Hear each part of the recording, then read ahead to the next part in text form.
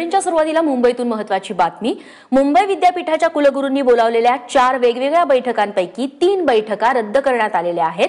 सिनेटची परवानगी न मिळाल्याने या बैठका रद्द झाल्यात। मात्र शिवसेना नेते अनिल परब यांना याबाबत कळवण्यात न आल्याने ते बैठकीच्या ठिकाणी पोहोचले।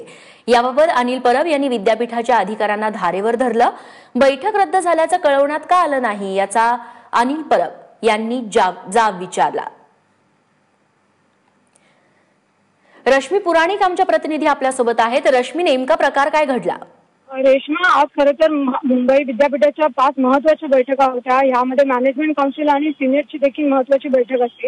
या बैठकीत पुढचा अभ्यासक्रम किंवा कोणते कार्यक्रम राबवायचे ह्या संदर्भात आराखड्यावर चर्चा होते। या बैठका 3 वाजता लावण्यात आल्या होत्या मुंबई युनिव्हर्सिटीमध्ये, परंतु ही बैठक रद्द झाली असं कळवण्यात आलं नाही। आणि परत सदस्य असून म्हणून ते तिथे पोहोचले। जेव्हा ते विद्यापीठाच्या परिसरात पोहोचले त्यांना सांगण्यात आलं बैठक कॅन्सल झाली। त्यानंतर दुसऱ्या अधिकाऱ्यांनी सांगितलं की बैठक ही दुसऱ्या इमारतीत शिफ्ट करण्यात आली आहे।